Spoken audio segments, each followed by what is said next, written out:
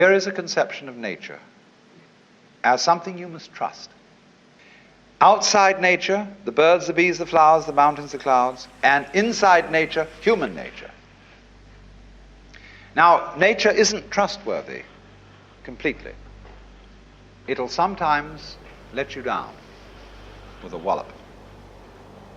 But that's the risk you take. That's the risk of life. What's the alternative? I do not trust nature at all. It's got to be watched. Do you know what that leads to? It leads to 1984 and Big Brother. It leads to the totalitarian state where everybody is his brother's policeman, and where everybody is watching everybody else to report them to the authorities, where you can't trust your own motivation, where you have to have a psychoanalyst in charge of you all the time to be sure that you don't think dangerous thoughts or peculiar thoughts.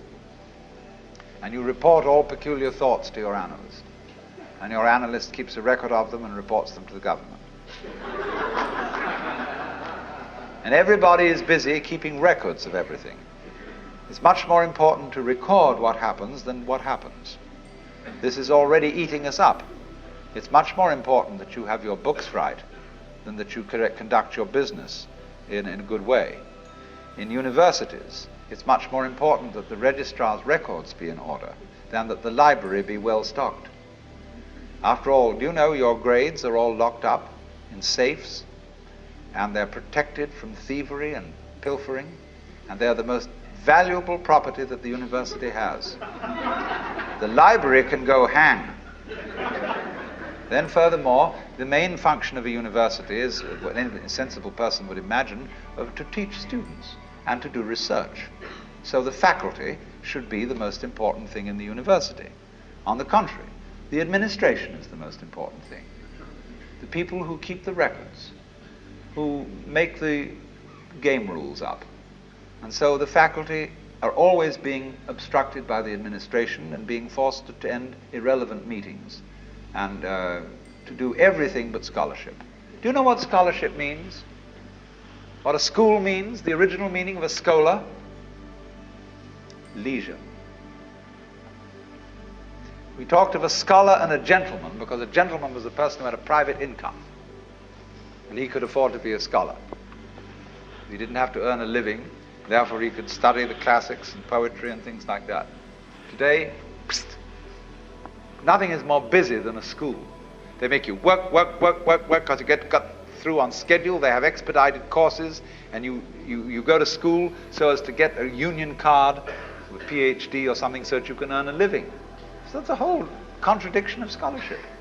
Scholarship is to study everything that's unimportant, not necessary for survival. All the charming irrelevances of life.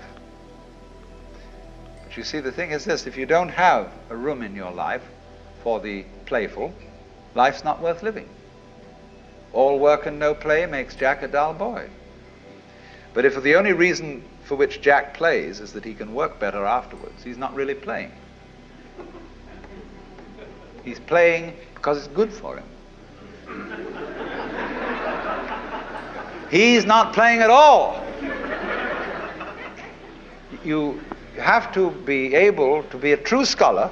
You have to cultivate an attitude to life where you're not trying to get anything out of it.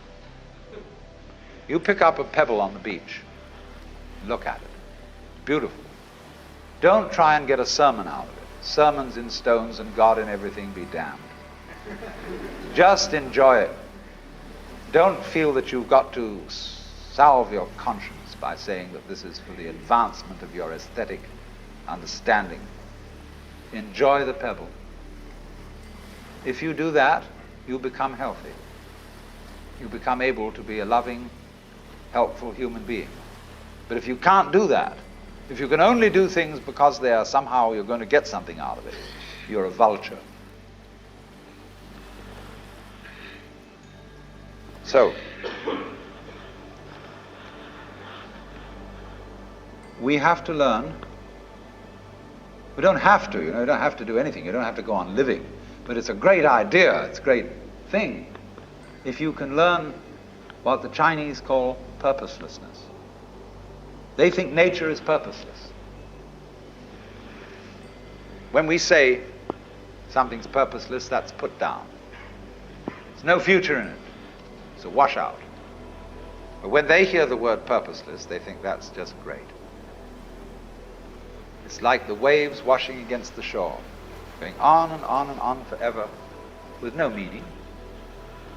A great Zen master said as his death poem, just before he died, "From the bathtub to the bathtub, I have uttered stuff and nonsense." The bathtub in which the baby is washed at birth, the bathtub in which the corpse is washed before burial, all this time I have said many nonsenses. Like the birds in the trees go, twee, twee, twee, twee, twee. What's it all about?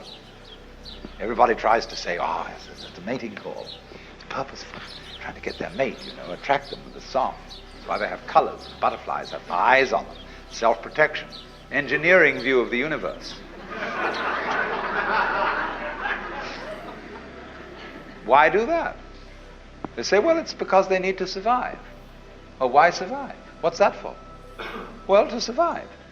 See, human beings are really a lot of tubes. And all living creatures are just tubes. And these tubes have to put things in at one end and let it out at the other. Then they get clever about it and they develop nerve ganglia on one end of the tube, the eating end, called a head.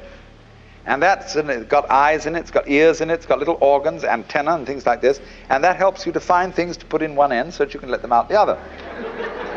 Well, while you're doing this, you see the stuff going through wears the tube out. And so that the show can go on, the tubes have complicated ways of making other tubes who will go on doing the same thing. In at one end, out the other. And they say, well, that's terribly serious. That's awfully important. We've got to keep on doing this.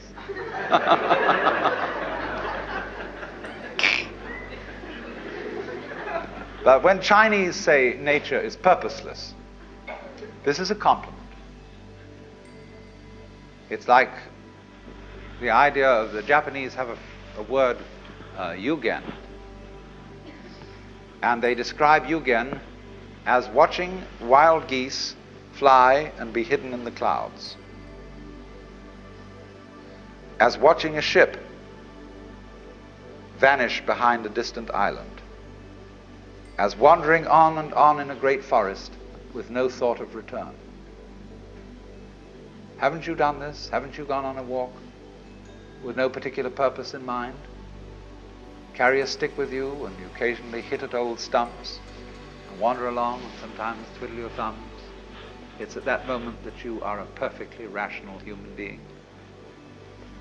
You've learned purposelessness. All music is purposeless. Is music getting somewhere? If it were, if the aim of music of a symphony were to get to the final bar, the best conductor would be the one who got there fastest. See, dancing, when you dance, do you aim to arrive at a particular place on the floor? Is that the idea of dancing? No. The aim of dancing is to dance, is the present. Well, it's exactly the same with our life. We think life has a purpose. I remember the preachers used to say, when I was a small boy, I'd always hear it.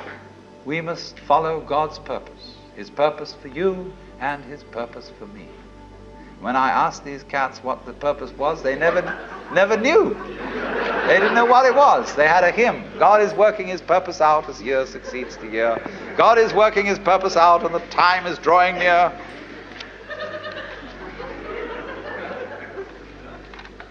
The time when the earth shall be full of the glory of God as the waters cover the sea. What's the glory of God? Well, they weren't quite sure.